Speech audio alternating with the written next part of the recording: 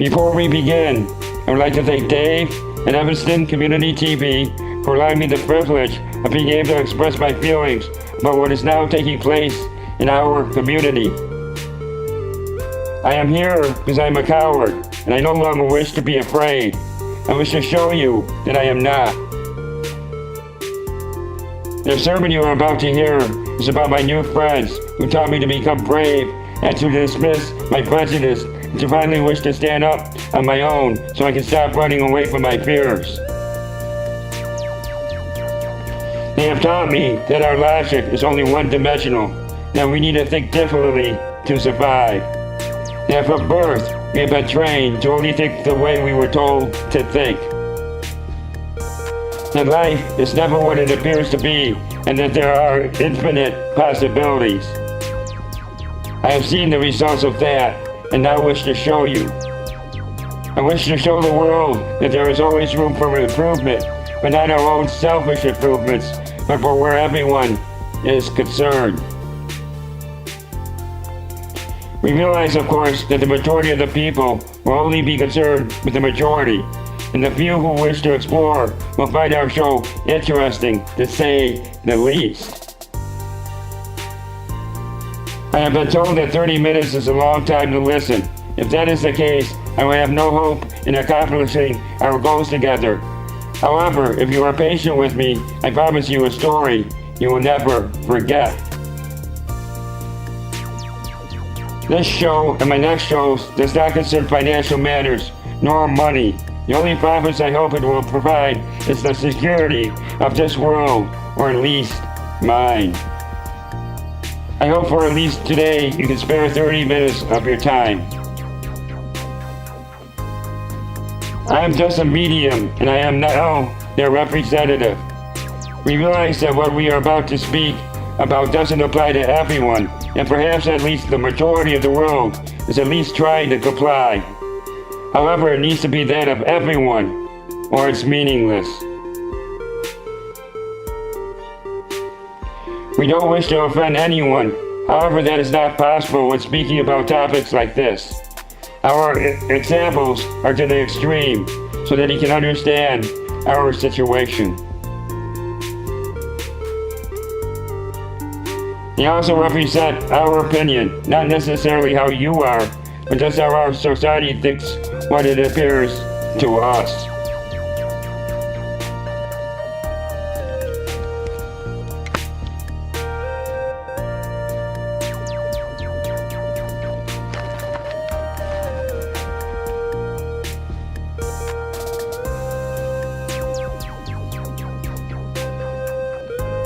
I would now like to discuss how aliens would see our world today.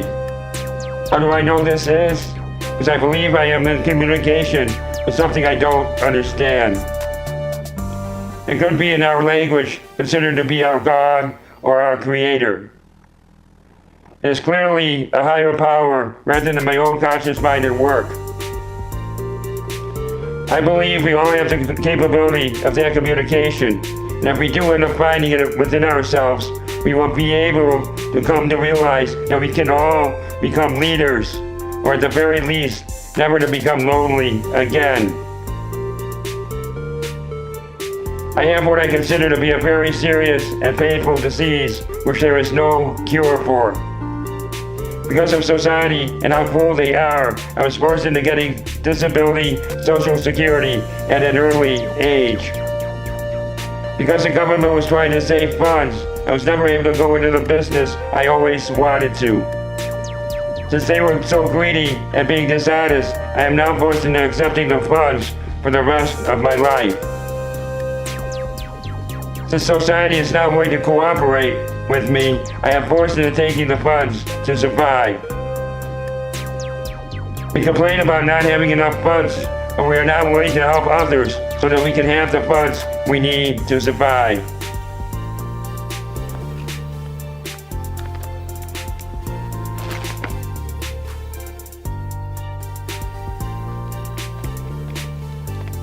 My disease, which we all have, is social anxiety disorder. I have it on such a scale that I can't perform normally with an audience. Society never gave me the funds to get the proper help, so I had to seek out my new friends. I'm in communication with my new friends through meditation. They communicate to me telepathically, not so much with words, but with feelings. Each new feelings that they express with me translates into words. It's an amazing feeling of love and warmth on a scale that can't be put into expressions. Because of their care, I am now able to see the world how it really is, and I am now able to speak about it openly to the public when before I could not. I hope you will take the time to listen to my words, because the words are not coming from me, but from all of us. I am speaking the words that we all wish to speak, but we cannot. It's the words of truth, not just from my point of view, but from all of us. It's the way the world should be. I hope we can all accept this. If we can't, then I think this world is a very sad place to be and beneath our dignity. It's now my wish to help people to understand what I am about to preach to you today is how we need to strive together to make our world worth living in. We need to listen to everyone, not just what I say, but what we all have to say as well.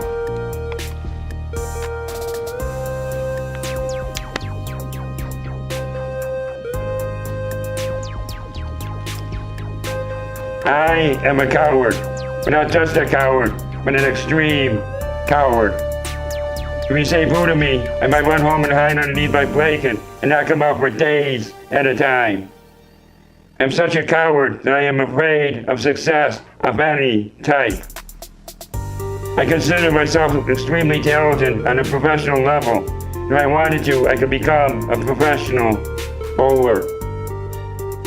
I lost a 10-year relationship with my girlfriend because I was a coward.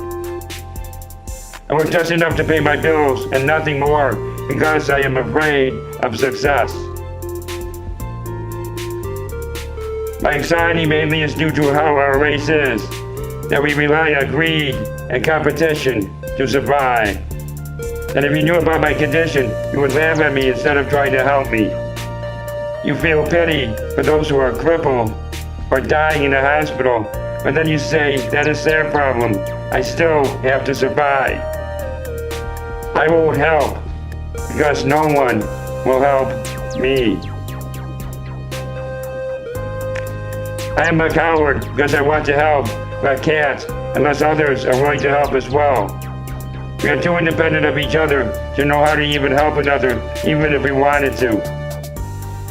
There are organizations to help, but only if we can afford it. Individuals who wish to help are unwilling to do it on their own. They don't have enough time to help because they are too busy with their own lives to help others. This has to stop. I wish to run for President of the United States so that I can finally say that I'm cured of my terrible disease. However, I feel that I have no hope of winning.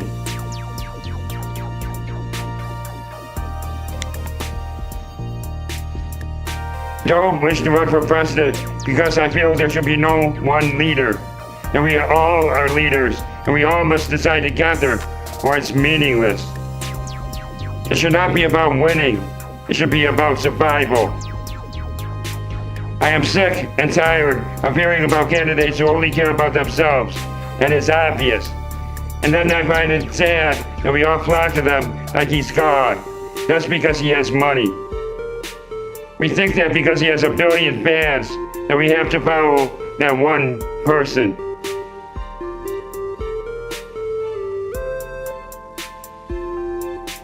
When we do end up following a person like that, we leave the poor behind. And if we follow the wealthy, we don't understand that eventually we will become poor because all the wealthy really wants us to become wealthier.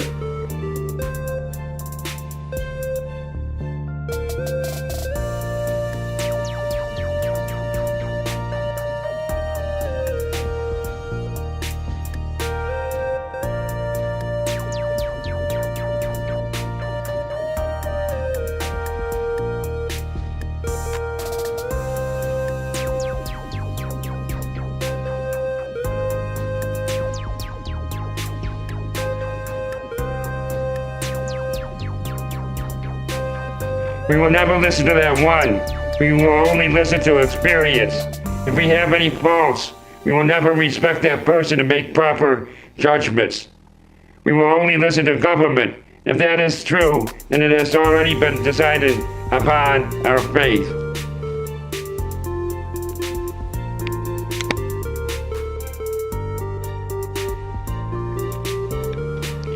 When we were in our mother's stomach, trying to hatch, we had no choice but to follow our mother's instructions. We weren't capable of making decisions on our own yet. Then we were born. We don't remember anything of that era. And for all practical purposes, a mother was our government. It was up to her if we were to survive or not. Then we started to grow older. We were taught from birth to always want money, because money buys the things that we want. And then if we don't have any, then we would die, because no one would want to help if we didn't have the money. We were taught that money rules. As we grew older, the ones who could went to school. So now we have two forms of government, our parents and our teachers. Our teachers taught us everything about business and how to acquire financial gains so that we can learn to support ourselves when we leave our homes. We were taught never to freely give ourselves to others.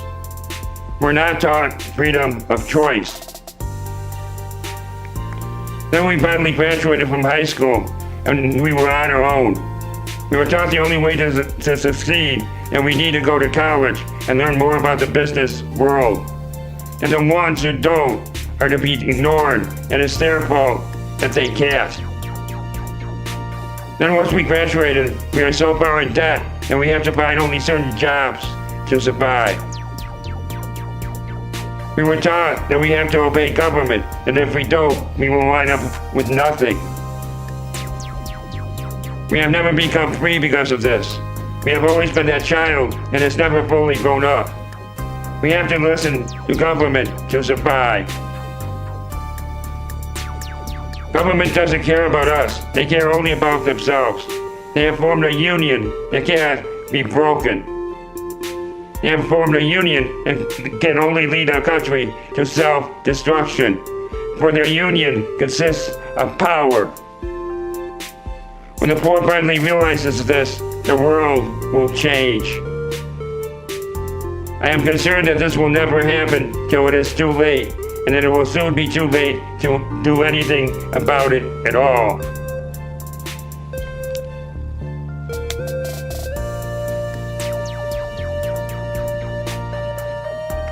Instead of running for presidency, I would prefer we act like adults and sit down like reasonable people and to discuss our ideas and thoughts together. However, I fear that it's never going to happen because I am only an army of one. We are only concerned about the majority, and that makes cowards of us all.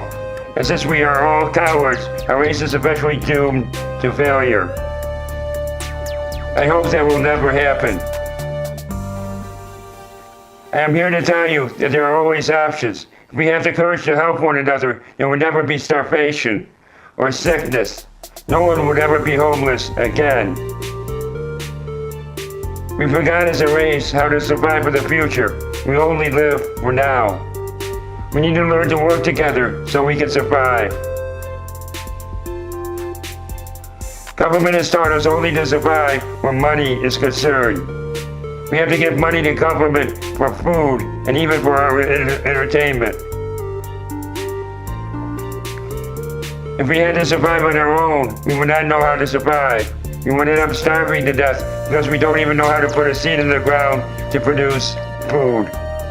If our computers or TVs break down, we would have to pay someone to fix them. That just makes the government stronger because we feel we have no choice but to listen to them because we can't defend for ourselves. We listen because we feel that our lives are very comfortable, and even though we want more, we don't want to risk what we have. We don't realize that we did lose everything, and most likely we would get support. If we all lost everything, then we would be forced into helping one another. Why do we have to wait till the last minute before realizing that we are wrong?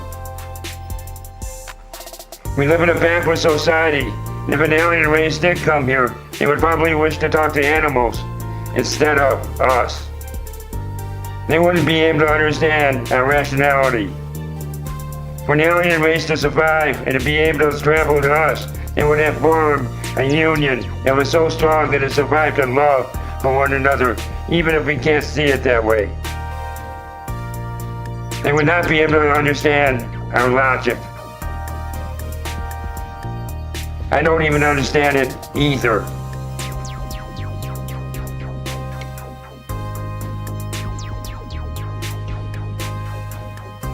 I work part-time with a local cab company.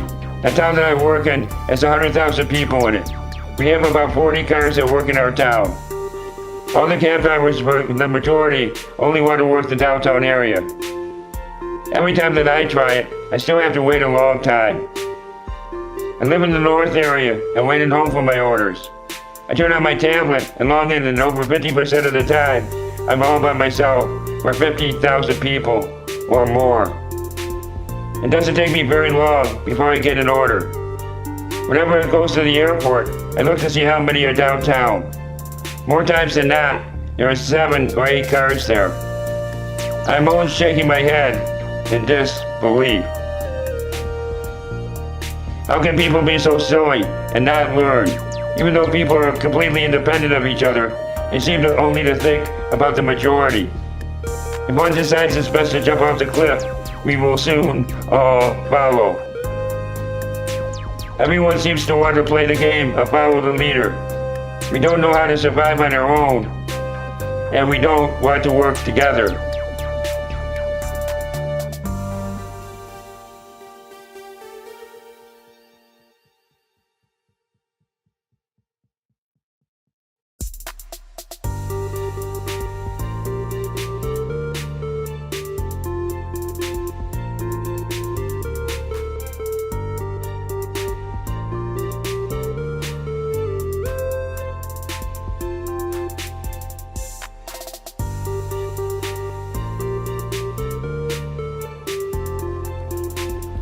We have been taught to survive only where money is concerned. We have been taught never to help another person unless they can give it back to us.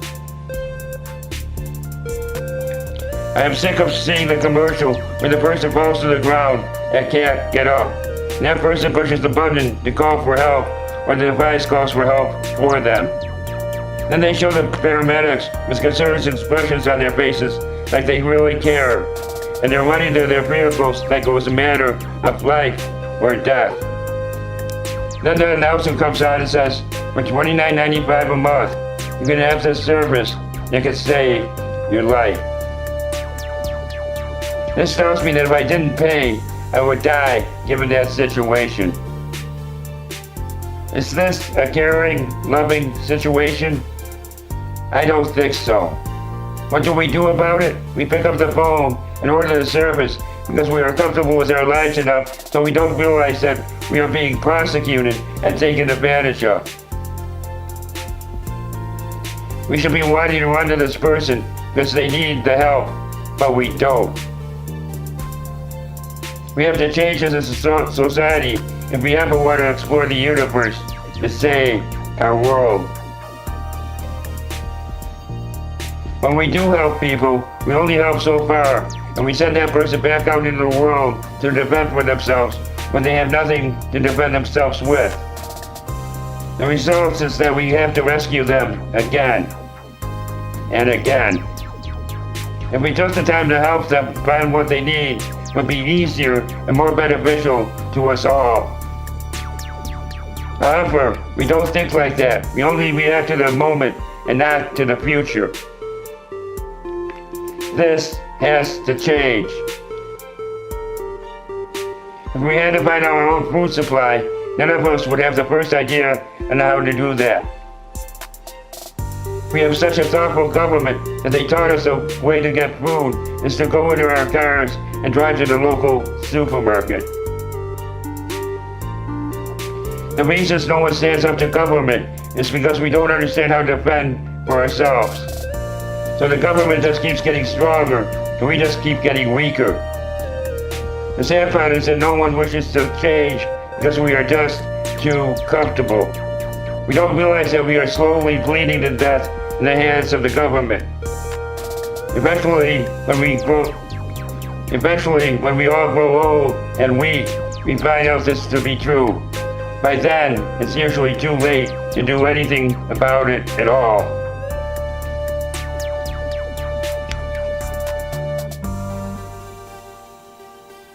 This is how a normal society should work. Our job should be to help one another be comfortable with a roof over our head and enough food to eat. We should be educating our neighbors and friends so we can learn to be independent if we wanted to. Then we need to learn to take care of each other so everyone is physically and emotionally happy with each other as a whole. We need to learn to cure each other of disease and starvation. Somehow we have been sidetracked and we have lost our sense of reality, and we are waiting for our next door neighbor or someone to lead us in the right direction. And that is why we feel we have to have a president to alter our future. When we don't realize this is a president, in my opinion, or from what I can see, is just a puppet on a string and takes its orders from the government, and society is too stupid to see this happening right in front of their eyes. They seem to applaud the situation. What confuses me the most is war. We seem to like to brag about all the fantastic weapons that we have, and now there is no such thing as hand-to-hand combat anymore. We have planes that go 3,000 miles per hour and can fly outside our Earth's atmosphere. And we have weapons that can blast them out of the sky with just a push of the button. And we have enough weapons that can level this planet 10 times over. If this isn't enough, our enemies seem to have the same technology or weapons as we do. My question is this: if we have the technology to create war, why don't we have the patience to find peace? If we devoted our time to what is necessary and we all work together like it was a matter of life or death, without greed, we could eventually be able to solve the problems of the world. However, no one will listen to me because I am just an army of one. We are all waiting for that one person to stand up and take charge because we think we don't know how. We all have leadership from within. In my upcoming shows, I will talk about my new friends and how they are helping me and what capabilities they have. And if they wish, they can help each and every one of us if we choose to leave our prejudice behind. We need to learn this here on Earth before we can help our friends in space.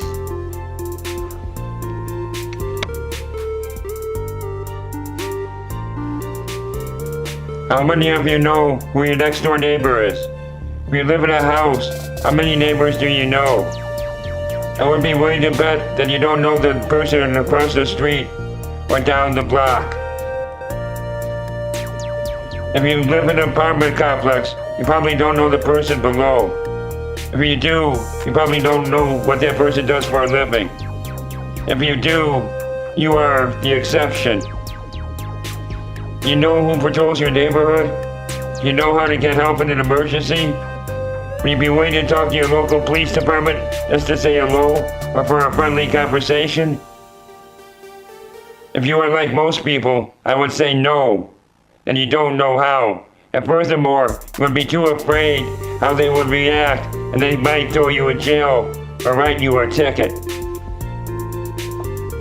The police say they are doing their best when they're not willing to listen to the public because they claim they are too busy and understaffed. It might be true.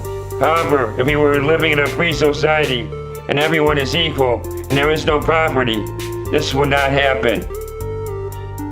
My friends are trying to communicate this to me. If I was the President of the United States saying this, you would listen. However, you will not listen because you believe if I am weaker than you or not as wealthy as you, there is something wrong with that idea.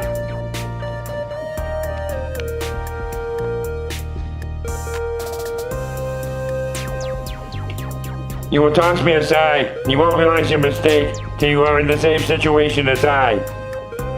It shouldn't matter who is expressing an idea. We should be listening to it as a group and not as one. Someday we will see that, but it will be too late. My following shows you understand how sincere I am, and to show you some of my technology my friends have to offer. I hope you will listen, but I know you think what I am saying is nonsense. However, if you realize that what I am speaking is the truth, you will say, I am only one. What can I do about it? You can start by going to your neighbor and say, how can I help? Then the two of you will go to the next neighbor and ask, can we help you? You will be surprised at how quickly things can progress. One person becomes two, then three. In a few days, it will be hundreds, then thousands.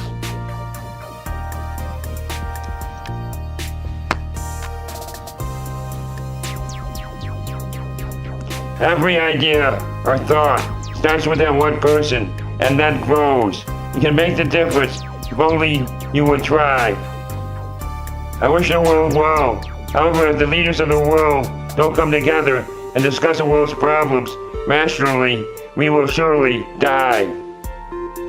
I am hoping that you are brave enough to come to Evanston Community TV, and I will be glad to discuss my ideas with you. I think that each community would respect you more if you did. If not with me, please do it somewhere. Running this country properly should not be about winning, but survival.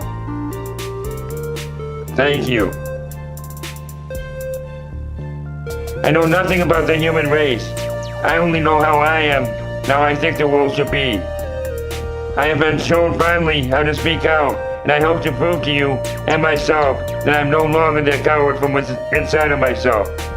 I want to run for president because we all can. I wish to show you how we can run this country better. Do I have the experience? No, but I do care and love the human race that wants to try to help. I believe that we are strong enough together to overcome our prejudice. I hope our ideas together can change the world. That is why I need to become the leader. I know that is in each and every one of us. That is my goal, is to find that leadership in you, because we all need each other to survive. Thank you for your patience. I wish us well.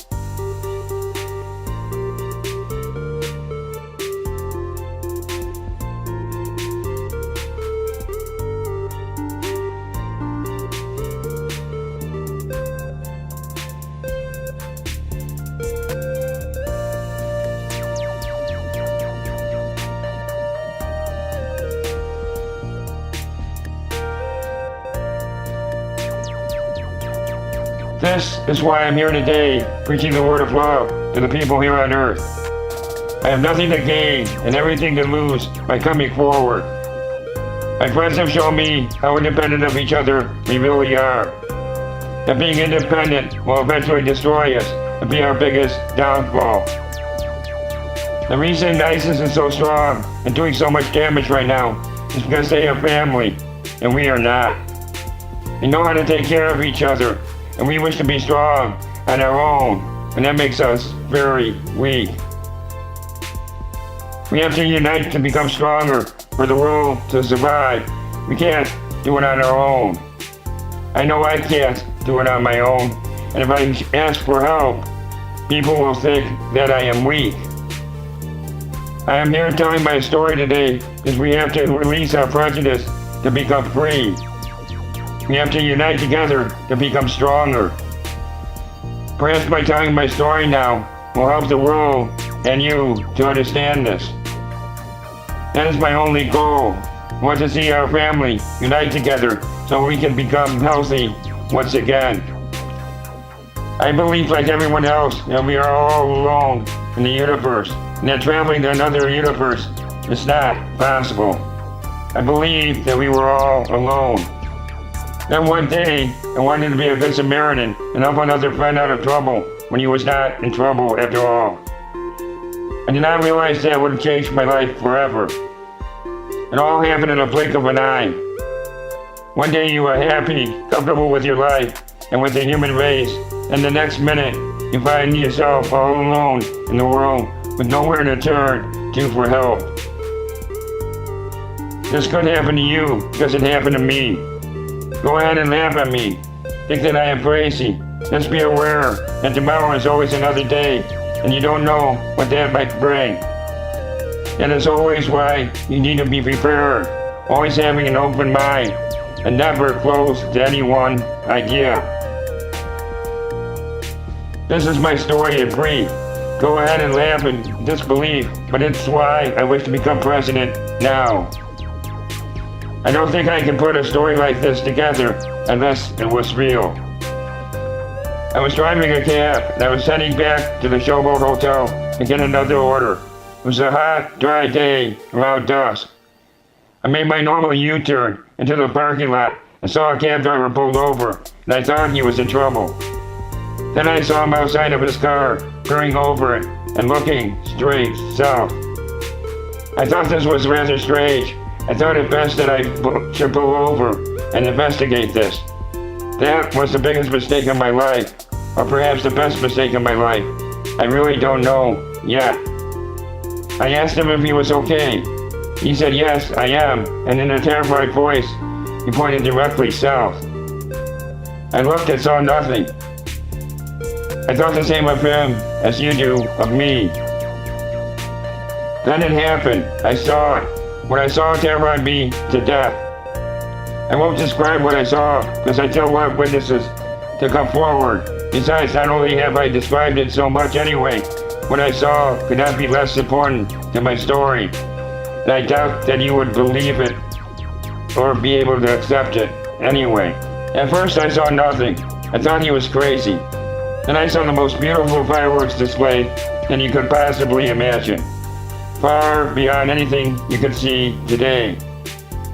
If you went to a fireworks display today and you were impressed on a scale from 1 to 10 and you thought it was a 10, what I saw put what you saw on a scale of 1. It terrified me right down to my core, soul, and heart.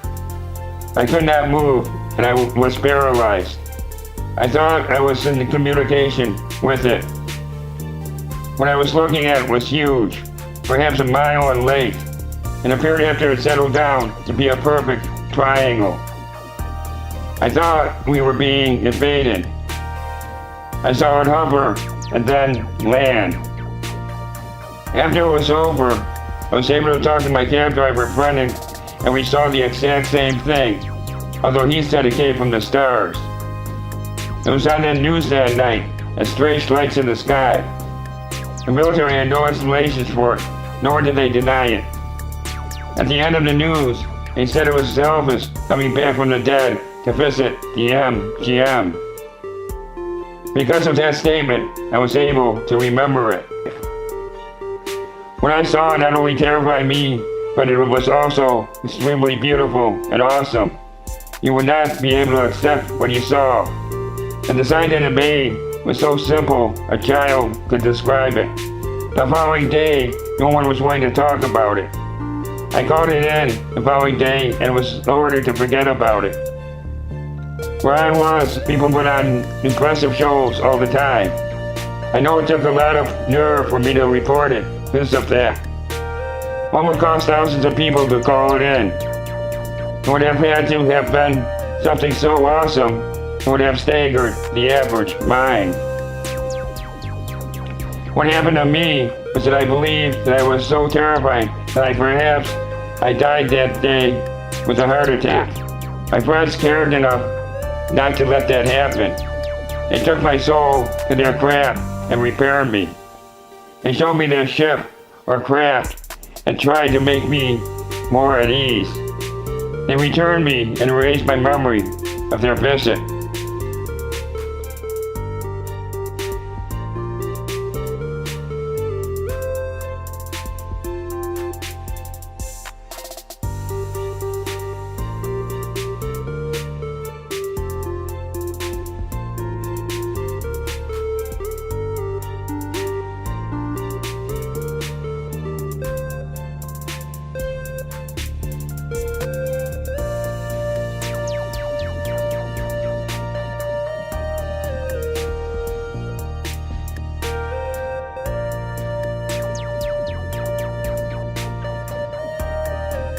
I soon forgot about it till they returned for me in 2004.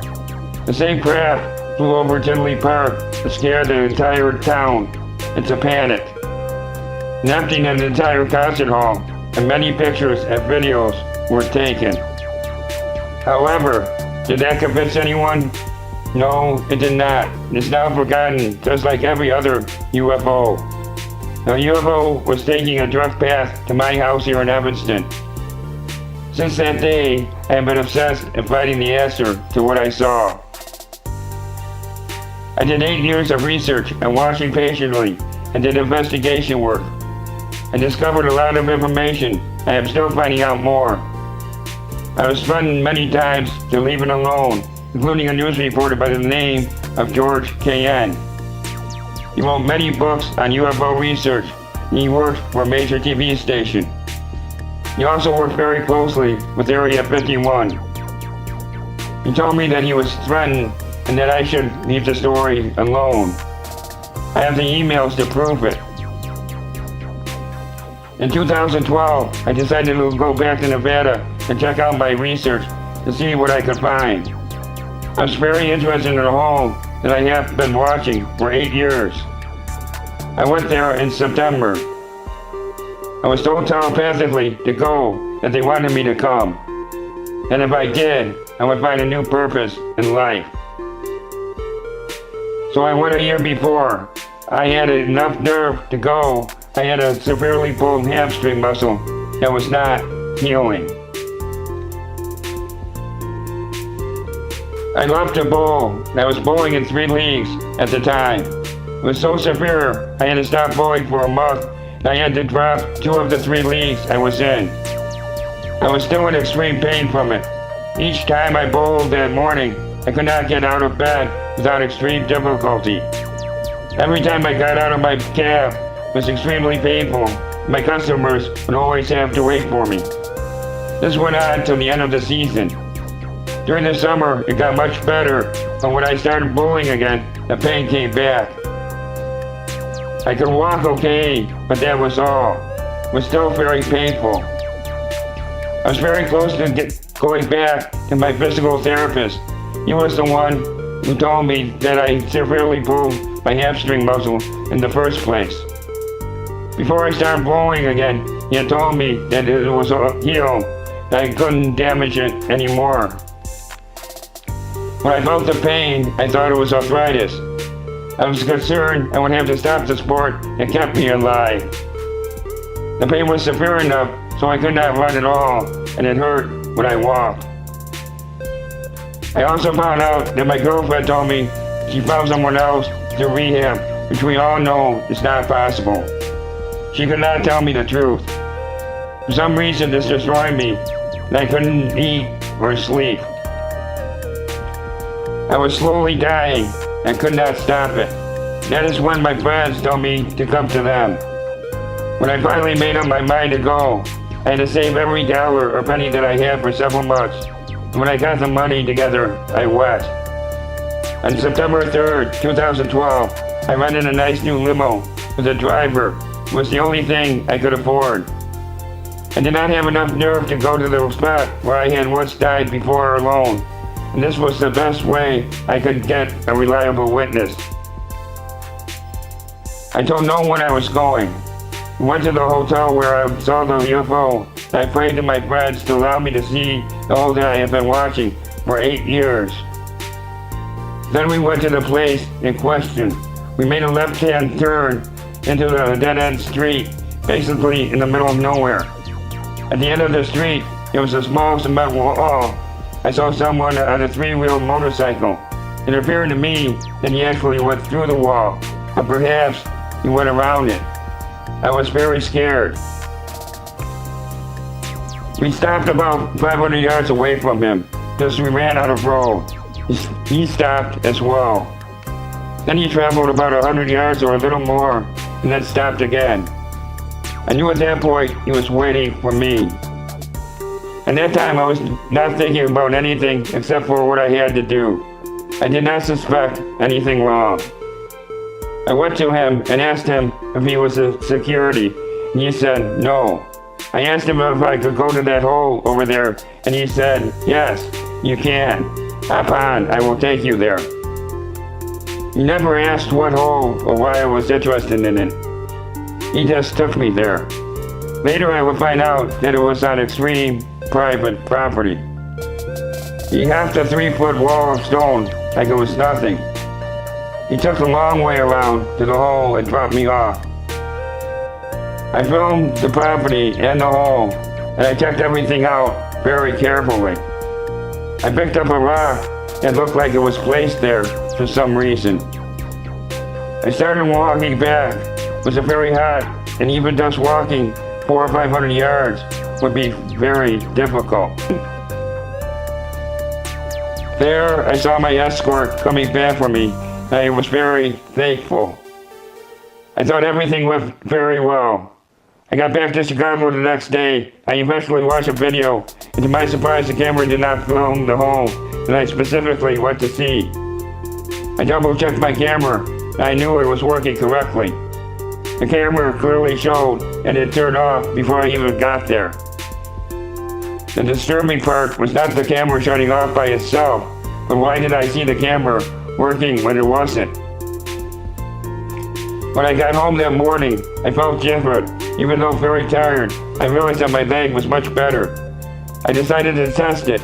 I was able to run 100 yards as fast as I wanted to. The arthritis in my hip was completely gone. I could run 300 to 400 yards without a problem, but I could never do that before. I felt very happy with myself and no longer depressed. I looked at the very strange rock that I believe was planted in the hole for me to find. In the lower right corner was that of what I called was a woman. The woman was light green in color. Next to the woman appeared to be that of a star-like shaped man. I thought this was very strange. Later I would find out that the Arcturians are a mythical race that are here to protect us from harm, are supposed to be light green in color. Since I did not get a picture of the hole that I went to see, I knew I had to go back. I knew because they tricked me that this was real and I was in the right area. And perhaps they wanted me to come back for whatever reasons. I knew they wanted to help, so I wasn't as frightened this time. I went over the week of December 2012, the so-called end of the world. It was a game I was playing. In between the two visits, he granted me what I thought was several miracles. I decided to put into one more test to be sure, something that there could be no doubt of whatsoever. However, when dealing with something like this, Once you ask for one miracle, you are never satisfied. So I thought about it for a while, and since I was still thinking about my girlfriend, I told my friends that I wanted you to make yourself known over my girlfriend's house in Appleton. I don't care what you have to do that. Make it rain or storm, something so impressive that they won't be able to forget it for a long time to come. Perhaps rain, wind, and lightning. Whatever you like, but make it impressive. Then when you are done, you can meet me at the Linden L, either at 2 p.m. or at midnight on Thursday, December 21st, the so-called end of the world.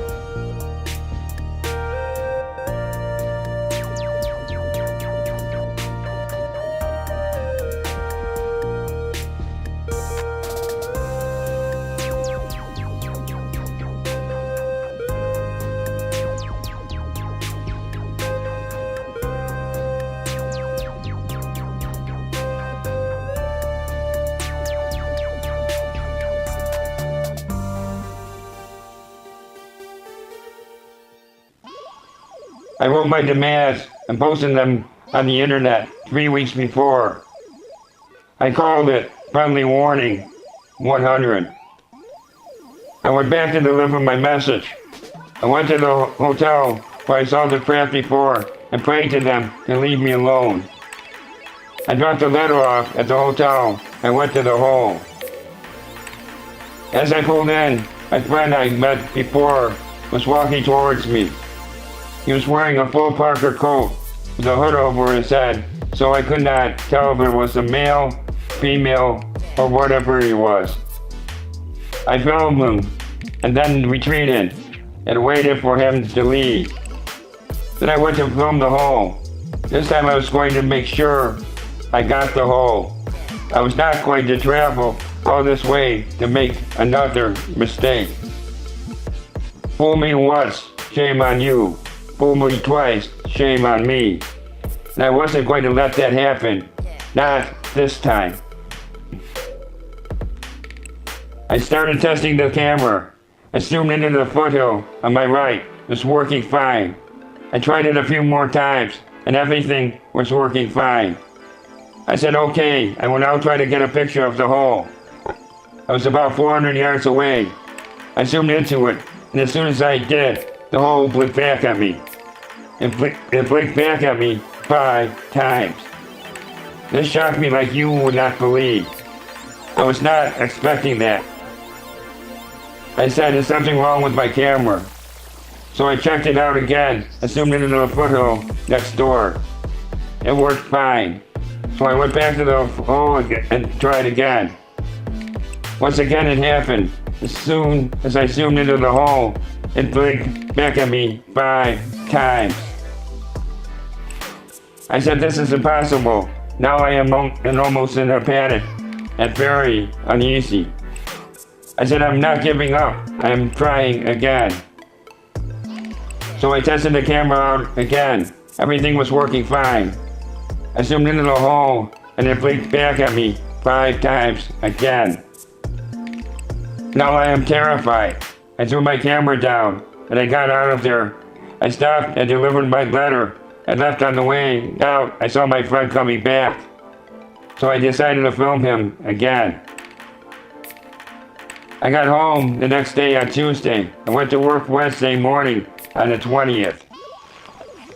The weather report was a wintry advisory warning between 2 p.m. and midnight. The exact times I told them to meet me at the Linden L. This terrified me like you cannot imagine. It shocked me, and I immediately called a friend of mine and asked him if he heard that. He said, yes, he did. Thursday, it hardly snowed in Illinois. I went home that night, and the internet said there were 50-mile-an-hour winds and only a few inches of snow. I was disappointed, and I called the hotel there, and they said the whole town was shut down, and there was over a foot of snow with 50-mile-an-hour winds.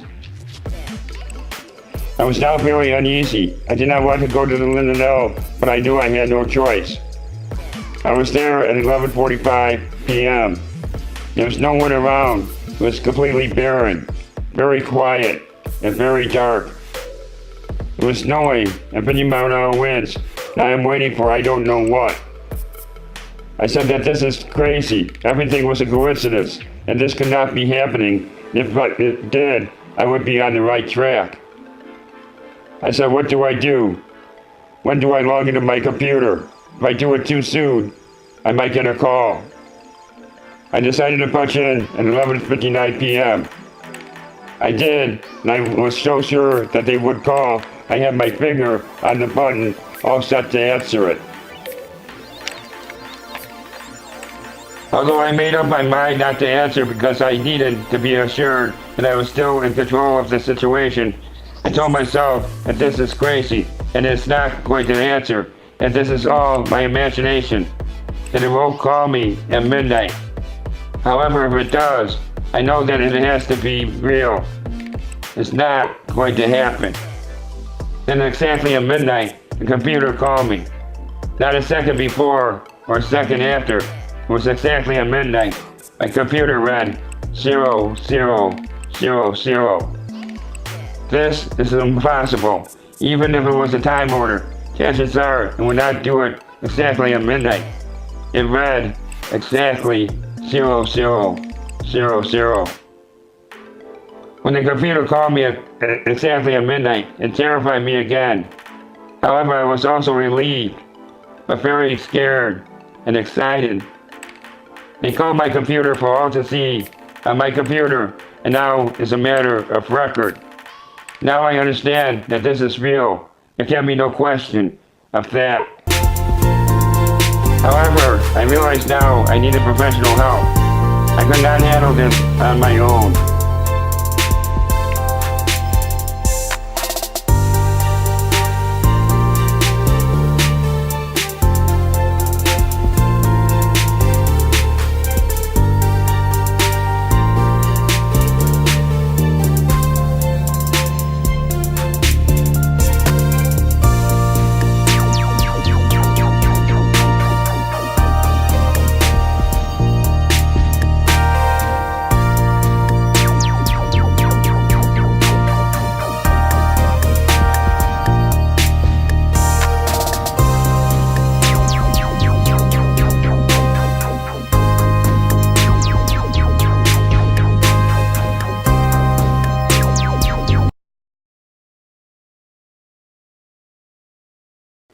I found a hypnosis therapist to get at the truth.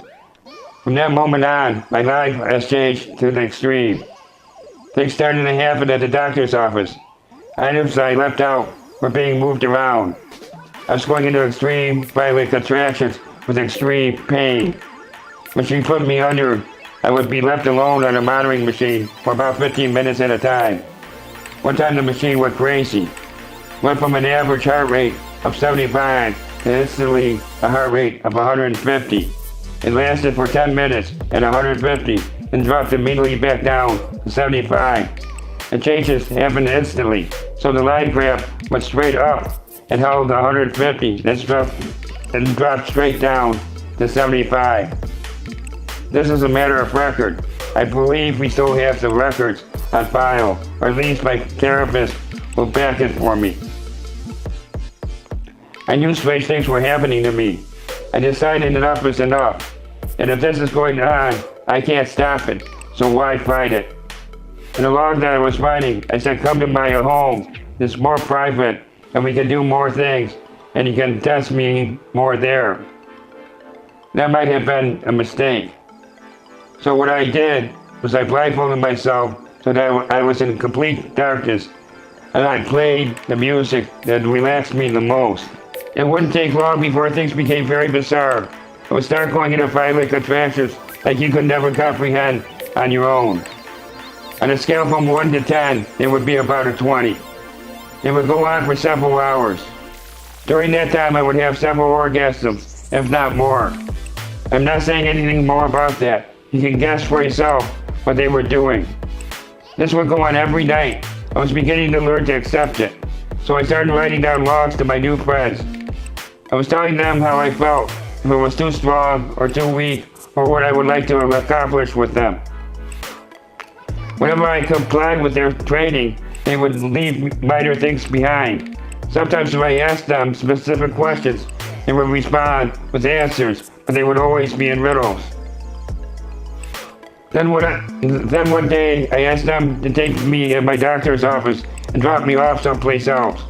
They left me alone, like normal. The session went on about the same as normal, nothing unusual. When I awoke, I thought that nothing happened. How wrong I was. I went bowling directly afterwards. When I took my jacket off and started to put my bowling glove on, I got the surprise of my life. I saw new hair on the side of my forearm. I first saw it on my left arm, and then I looked, it was also on my right arm. It was very thick and very dark. It stood out like a sore thumb. What was very strange was that it was against the grain of my normal hair and going in the opposite direction. It was also underneath my normal hair. It was extremely thick and dark and clearly noticeable. I showed it to my friends immediately, and they were as surprised as I was and laughed and said, "You're turning into a werewolf." I saw my psychiatrist, and he saw the same thing and agreed that it was too much hair for it to grow overnight, or for that matter, in years. However, he stated that it's not convincing him of anything because he didn't know what my arm was like before it took place. My primary doctor stated the same thing. However, I knew what took place. That would be the first of many unexplainable incidences. My sessions grew, and each time I was gaining more and more confidence with them, and I was soon enjoying what they were doing to me. My sessions were lasting several hours or more. On a scale from 1 to 10, like I said before, they were on a scale of 20. It was and is a very strange experience. Even though they were putting me in extreme stress with me, I never really felt any physical pain from it. In fact, if anything, I was getting stronger because of it. The difficult part of it was, I didn't understand who was attacking me. I thought for the most part it was done telepathically, which was very hard to deal with because you didn't understand if it was my imagination or not. Then it came a time that I said, enough is enough. I need to know what is going on. I have to find the answers, although what I am finding out is the harder I try to find answers, the more questions that I have. And that is still going on today. I decided to film my sessions, and right away I started to have questions.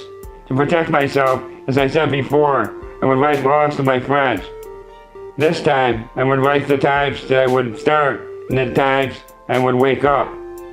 The very first time, I was disoriented.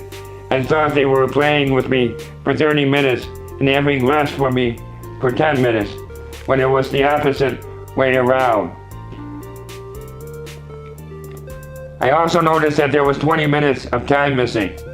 After several sessions of this, I finally realized who was helping me. It was a woman named Catherine from the Arcturians. And after seeing a picture of her, I thought she was satisfactory, at least as far as aliens go.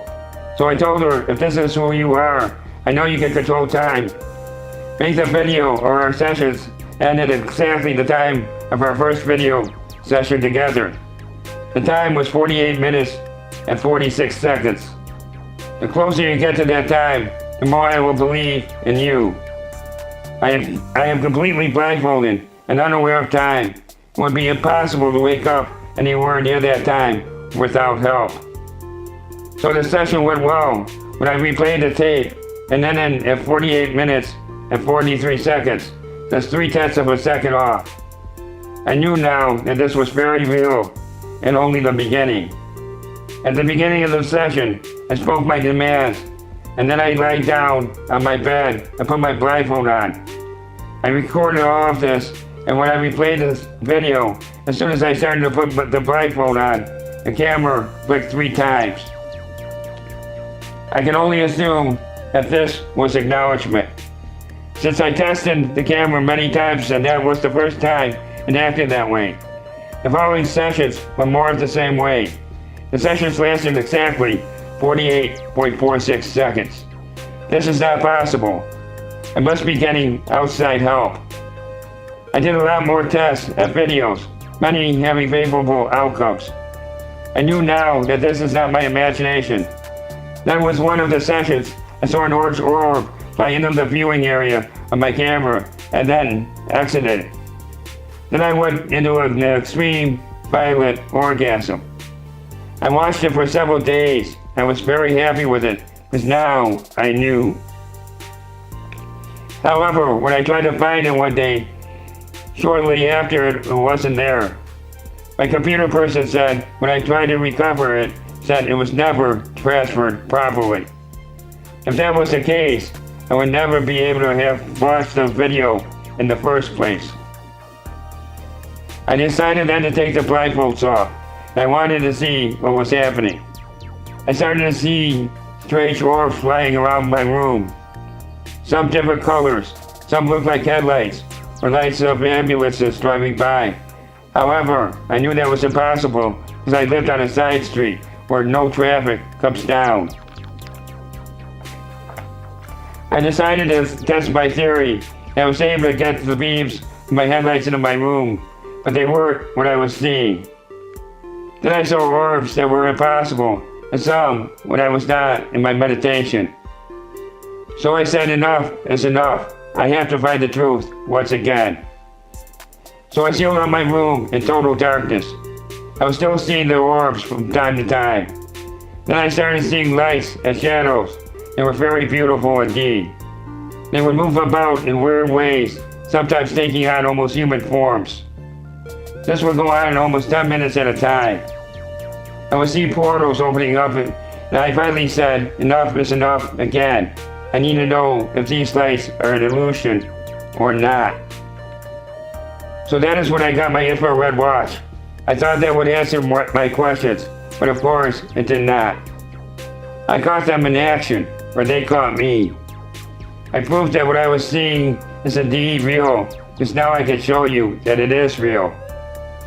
Since then, I am still from time to time seeing strange things, and sometimes portals. My meditations are very strange. The sensations I am feeling I can't possibly explain. It's now so peaceful and relaxing I can't put into words. I am finally at peace with myself. I seem to be in very good health. I am now working out and my bowling is starting to come back. I am bowling now with a 15-pound ball. I'm throwing it stronger than I ever have. I believe my friends are teaching me about lucid dreams, trying to teach me to release my spirit. I just wish you could experience the sensations that I am now feeling. It's really unbelievable. I believe they are preparing my body for controlled spiritual travel. I want and need this checked out by experts. It's your chance now to finally find the truth. I believe my body is changing enough to find out. The way my friends communicate to me is telepathic, but not with words, but with feelings. I can now see the world in a whole new way. I never seen the world this way, and I'm very impressed by it. However, at the same time, I'm very sad because I can see how the world is changing, and it's mainly due to us. I can now see how the human race is, and I can see how the human race really is. I can see how I really am. I don't like what I see. My friends want to come forward and help. They understand that our race is worth the effort to try this change. My friends understand the freedom of choice and respect that more than you can accept it. They want to help. I want to help. I know that they exist. I wish to run for president so I can force the military to expose the truth. That we are all entitled to whatever technology that they have to benefit us. I believe I have the knowledge to get that done. I hope to show you that you have the knowledge to get that done. I want us to work together to survive. Independence, we've been taught, is a sign of strength, when in reality, is a sign of weakness, and we need to realize that before it is too late. Money is never the answer. The only way to survive is with love for one another. We did not have a choice when we were born, but since we were born, we all deserve everything equally. We all need to help each other. Our greed kills more people than any terrorist attacks ever accomplished. We need to work together to survive and to save lives. I don't have the experience to run for president, but I know one person really does. It should be an equal effort. Are you willing to try?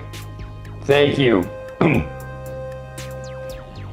To survive and for our society to expand and evolve, we need to hear about your experiences as well. There's no reason to hide behind our shadows any longer. I need your help now. If my friends are ever going to come out of hiding, can you help? Let's try together. Please contact me through this website or with Evanston Community TV. We need to explore this before it is too late. I know I'm only one person struggling to survive. I hope what I spoke about today has gotten your interest to come forward and want to try to help. Thank you.